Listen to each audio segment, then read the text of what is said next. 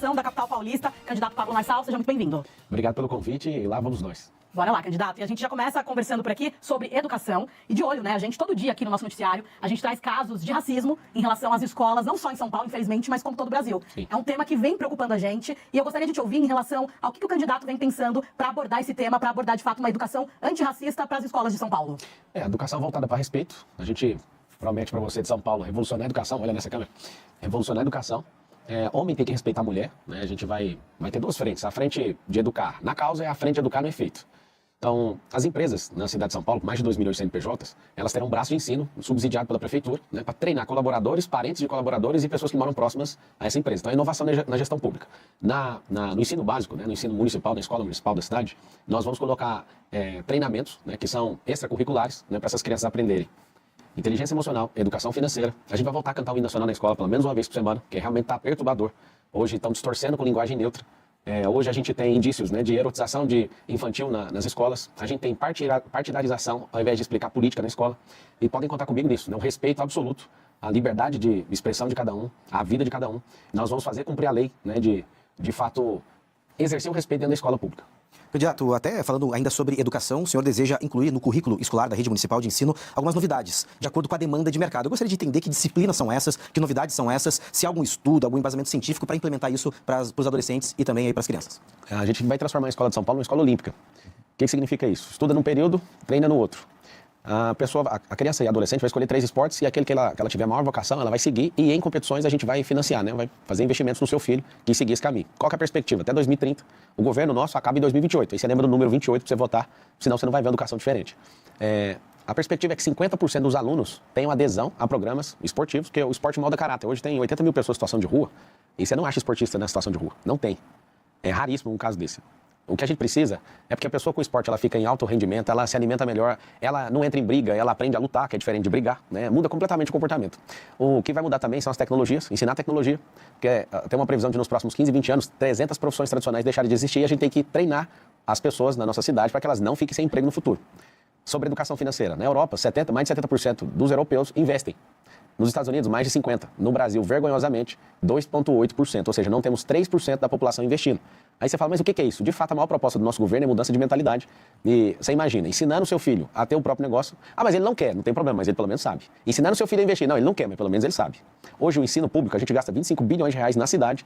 E a maioria das crianças chegam no final ali, já não são mais crianças, mas no final da adolescência, quando terminam a carreira escolar, eles não sabem, 90%, não sabem fazer matemática básica. A gente tem um problema muito grave. Aqui no meu gesso, que eu estou recuperando o dedo aqui pela cadeirada que o Datena deu, tem um garoto lá do Morro Doce, ele foi escrever Morro Doce, ele tem 11 anos, e ele não soube escrever Morro Doce. Isso partiu meu coração.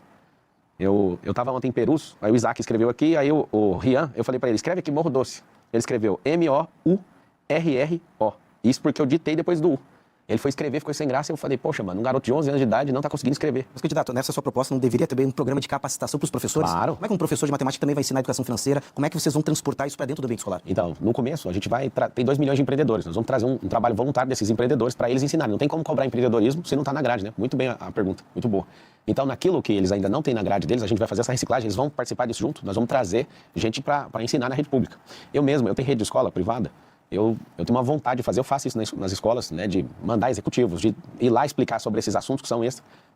Tem alguns governantes nos Estados Unidos que fazem isso também, visitam bastante a escola. A escola é o lugar onde a gente está treinando o cidadão para o futuro. E, candidato, agora falando de um outro tema também, que a gente infelizmente traz todos os dias no nosso noticiário, que é em relação aos casos de feminicídio. Infelizmente, na capital paulista, nós tivemos um salto de casos de mais de 40%, e até juízes, especialistas no assunto, falando que também isso se deve por conta do enfraquecimento de políticas públicas em relação à violência contra a mulher, em relação ao combate dessas práticas. Na sua gestão, qual vai ser a estratégia a ser usada para combater, de fato, o feminicídio, para que as mulheres se sintam cada vez mais seguras?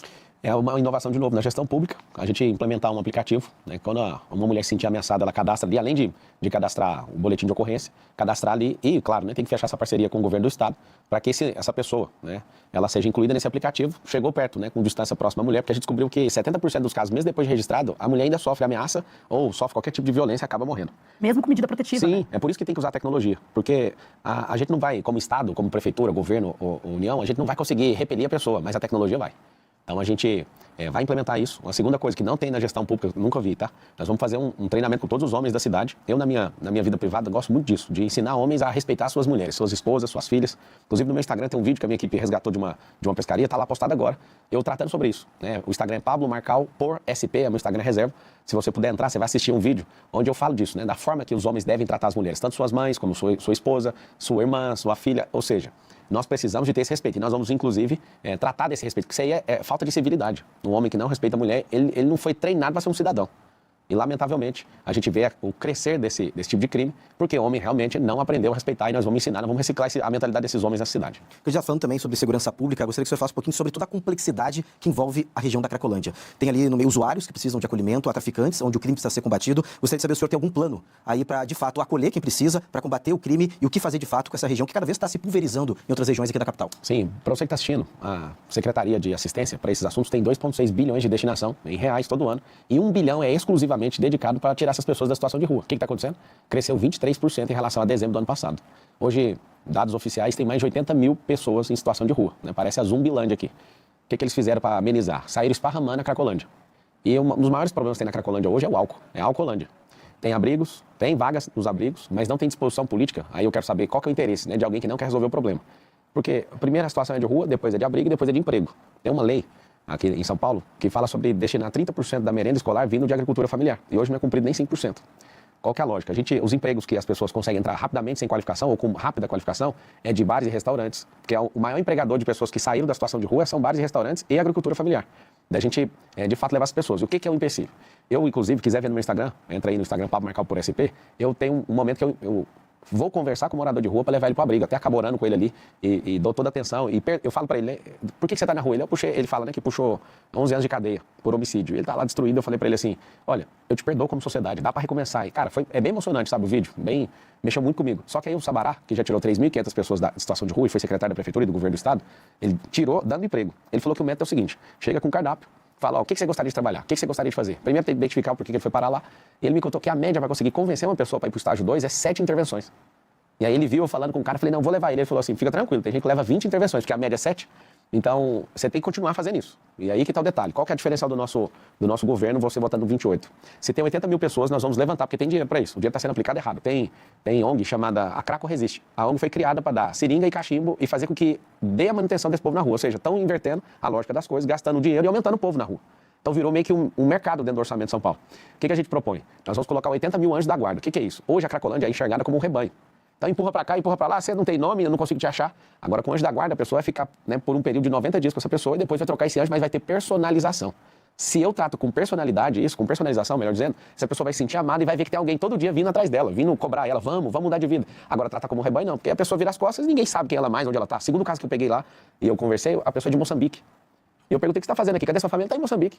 Mas eu perdi meu passaporte. Ou seja, se tiver um anjo da guarda ali, uma pessoa que vai ficar empenhado por 90 dias em cuidar, você acha que não dá para tirar o passaporte, conseguir fundos para mandar essa pessoa de volta? Não, mas esse anjo da guarda, ele vai ter que se cadastrar, passar por uma capacitação, sim. Vai ser selecionado pela própria prefeitura. Esse pode usar as ONGs tem muita ONG querendo ajudar. Hoje, o ideal é as doações e questão de comida fica no abrigo. Só que aí as pessoas não estão querendo ir para o abrigo, aí fica tudo na rua, né? As pessoas jogadas numa situação. Eu não vou ficar acomodado nem um dia como prefeito dessa cidade. Eu proponho resolver isso dentro desse mandato. Tem como resolver. Não só Cracolândia, mas fila de exame, né, que eu proponho fazer isso em 18 semanas. As filas de exame são 447 mil pessoas nessa fila.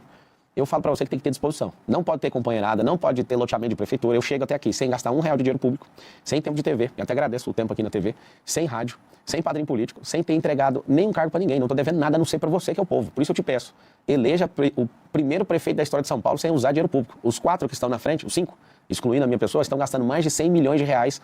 Ou seja, estão gastando o nosso dinheiro para ver se consegue fazer propaganda enganosa, para ver se toma seu voto, com tanto marqueteiro multimilionário no dia 6 de outubro. Vote no 28. E, candidato, falando um pouquinho mais ainda sobre segurança pública, e até trazendo os dados recentes por aqui, um estudo mostrou que um carro é roubado ou furtado a cada 5 minutos na cidade de São Paulo. E o bairro do Tatuapé, na Zona Leste, está figurando ali a primeira posição, e depois vem com o bairro da região Sul, mas ainda tem mais 6 bairros da Zona Leste. Qual que é a estratégia para a gente diminuir esse número, para a gente trazer mais segurança de fato, olhando até para a questão da Zona Leste?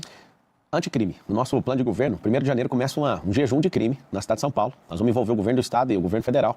E nós vamos para as ruas, nós vamos colocar a capacidade máxima na operação delegada, que é comprar Os momentos onde os policiais acabam vendendo nas folgas, vendendo para iniciativa privada, já tem essa operação, nós vamos fazer o possível para colocar os policiais militares, colocar os policiais civis e gente da reserva também, policiais da reserva. Para quê? Para que a sensação de segurança impere a partir de 1º de janeiro. Mas a grande novidade vai ser as câmeras, né, com análise preditiva. Qual que é a nossa intenção? Nossa intenção não é encarcerar.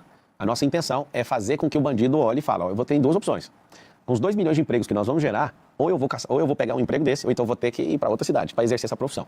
Não vai ter como ser do jeito que está. Como que é esse negócio das câmeras? Pra você ter uma noção, não adianta ter milhares de câmeras se elas não forem inteligentes. Se você tiver câmera inteligente, o que é uma câmera inteligente? Com análise preditiva e inteligência artificial, que já roda em vários lugares.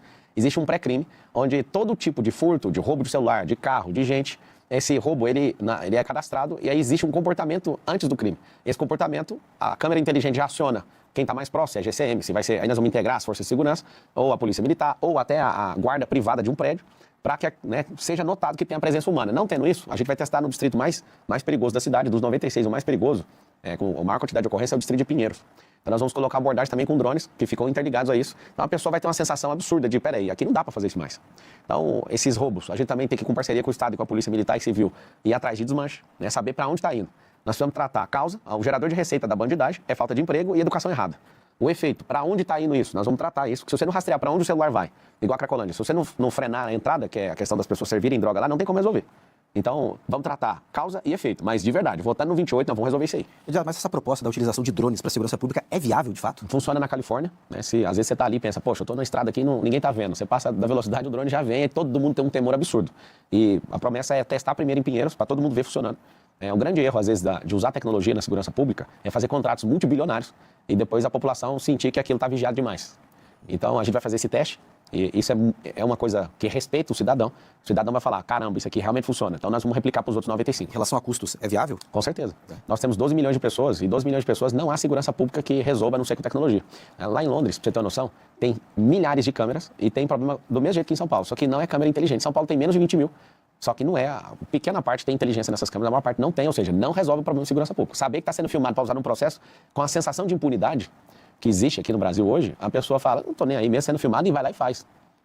E, candidato, nos últimos tempos, até mudando um pouco de assunto por aqui, todos nós estamos sofrendo no que diz respeito à qualidade do ar em São Paulo, com São Paulo aí registrando em primeiro lugar no ranking de péssima qualidade do ar. O que o candidato, qual que é a proposta para amenizar isso? Se até a questão de rodízio, de ampliação de rodízio de veículos seria uma estratégia usada pelo candidato, como que visualiza? A cidade precisa ter uma cultura de plantar árvores, nesses 1.460 dias com a ajuda do povo, da iniciativa privada, a gente quer plantar 3 milhões de árvores na cidade. Nós precisamos atentar e precisamos do socorro do governo federal e do estado em relação às queimadas, porque esse ápice no ar foi, de fato, em relação a isso. Nós precisamos do governo do estado para aprovar isenção de PVA de carro eletrificado, o ideal seria por 10 anos. Por que eu falo isso? Porque a gente tem uma frota de carro, de 7 milhões de carros, que não são eletrificados. Os ônibus, quase 5% dos ônibus para eletrificar, são 12 mil. A gente precisa de combustível verde na cidade. Então, todos os dias, é assustador, O ar, o esgoto a céu aberto, gente na rua, xixi, fezes. Então, para a gente trabalhar isso, uma das soluções mais inteligentes, que é essa descentralização do emprego, nessa capilarização, nós vamos criar um circuito empresarial de 120 quilômetros. Pra você ter uma ideia aí, para você situar, hoje a cidade de São Paulo, em volta dela, tem um rodoanel. São 177 quilômetros. É como se você diminuir 50 quilômetros dessa circunferência, vai ter uma faixa dentro das periferias, toda a região periférica de São Paulo, vai ter empregos e nós vamos trazer benefícios fiscais para as empresas que, de fato, tiverem mais de 80% dos seus funcionários do próprio bairro. Ou seja, só de ter esses 2 milhões de novos empregos, a gente já vai diminuir o fluxo na cidade. Os bolsões de estacionamento nas 10 entradas de rodovia, Castelo Branco, na Dutra, na Fernão Dias, na Bandeirantes, na Anguera, serão estacionamentos porque hoje entram 500 mil carros. E a maioria desses carros não são utilitários, entra 1 ou 2 pessoas no máximo. Essas pessoas vão parar nesses bolsões e dali vai sair transporte tanto por ônibus como por teleférico, num segundo momento, para que integre a rede de transporte. Isso vai ficar mais barato para a pessoa, menos estressante e vai melhorar a mobilidade. Vamos colocar faixa de via expressa controlada por tecnologia, que vai poder ir um pouco mais rápido à esquerda de quem tiver 2 ou mais pessoas dentro do carro, tem que ter, igual funciona muito bem na França e na Europa. Nós vamos colocar a questão que já funciona nos Estados Unidos, que é o giro de quadra com sinal vermelho. Vamos ter que passar uma educação e uma conscientização em relação a isso, porque não ensinou na escola. O povo americano respeita muito o pare, que a gente nem sabe que tem pare na rua. Até desculpa te interromper, que a gente está com o tempo bem apertado, a sabatina acabou correndo bastante rápida, mas vou pegando um gancho na sua resposta para te perguntar sobre aquele projeto que o senhor chegou a falar sobre a construção de teleféricos nas periferias para melhorar a mobilidade urbana, principalmente para quem mora nas extremidades da capital. Esse projeto ainda está de pé, como é que o senhor vai viabilizar? Se há algum estudo ambiental, geográfico, de infraestrutura para que consiga aplicar esses 4 anos de governo? Sim, tem em Orlando, tem em Barcelona, tem em Medellín, tem em Bogotá, tem aqui no Brasil já tem em Balneário Camboriú. O do alemão não está funcionando lá por questão de gestão. Ou seja, dependendo do terreno, dá para usar. Os governantes não gostam desse tipo de transporte, porque ele não tem placa para levar multa, né? Mas ele não para nas esquinas, ele é o transporte mais seguro do mundo. A gente que tem o trânsito mais violento do país, espere o transporte mais seguro do mundo, que é elevador na horizontal. Ele vai de 18 a 22 km por hora. E vai numa constância, e esse projeto é para as periferias, que elas não têm investimento do Estado. Inclusive, no meu Instagram, eu postei agora há pouco, mostrando como que vai funcionar isso. Você pode entrar em Pablo Marcal por SP no Instagram, depois eu vou abrir uma caixa de perguntas aqui e já vou responder para você, né, que está acompanhando. E é 100% viável, vai ser parceria público-privada. E a intenção é que as pessoas que moram nesse lugar não paguem. E a gente quer transformar as comunidades, aí está no nosso plano de governo, comunidade forte, a gente quer transformar essa comunidade num centro de empreendedorismo, num centro olímpico, gastronômico, hoteleiro, e fazer com que a cultura de cada uma dessas quebradas sejam de fato divulgadas para que as pessoas usem. Todo mundo vai querer usar e todo mundo vai querer entrar nas comunidades para abençoar vocês. Beleza, candidato, a gente está chegando aqui na etapa final, a gente tem mais um minutinho para suas considerações finais. Obrigado à Band News, né, pela nobreza, uma sabatina de alto nível, de verdade mesmo. Eu tenho sido muito atacado por parte da imprensa e eu fico assim indignado do que eu fiz para ser tratado assim. Hoje eu fiquei entusiasmado de ser entrevistado por vocês, de verdade, obrigado pelo respeito. Eu peço para você, se quer viver do jeito que está, você já sabe, já tem um vereador aí no comando. Se você quiser fazer o caos dessa cidade, você já sabe em quem você tem que votar. Você quer a diferença? Você não precisa gostar de mim. Mas eu sou o único que carrega essa cidade para o futuro. Eu tenho certeza, e o único que pode fazer você prosperar. Então eu peço para você, e deixo bem claro, eu não vou te decepcionar. Eu sou um servo dessa cidade e eu quero levar São Paulo de volta para o futuro e fazer a mentalidade do nosso povo mudar a ponto de, até 2050, a nossa nação ser a mais próspera da Terra. E São Paulo conseguindo, nesses próximos 4 anos, o Brasil inteiro vai copiar. Volta no 28 e faz o EV. Obrigado. Obrigada, candidata. A gente ainda tem mais 30 segundinhos para ser justo, né, com o tempo que a gente também já compartilhou com outros candidatos por aqui. E bem rapidinho, alguma mudança na estratégia agora, reta final de eleição? Na verdade, é ir pra rua, né? Ver o povo, né? Eu tô transtornado de ver o tanto de gente fazendo M e eu quero falar para você, não tenha vergonha. Nós vamos vencer no primeiro turno. Eu peço para você colocar seu coração empenhado nisso. É nós contra eles. É só a gente. Deus e o povo e nós vamos vencer. Deus abençoe vocês. Obrigada, então. Nós recebemos aqui o candidato à Prefeitura de São Paulo, PRTB, o candidato Pablo Marçal. Muito obrigada pela sua participação. A gente vai para um rápido intervalo e daqui a pouquinho a gente está de volta.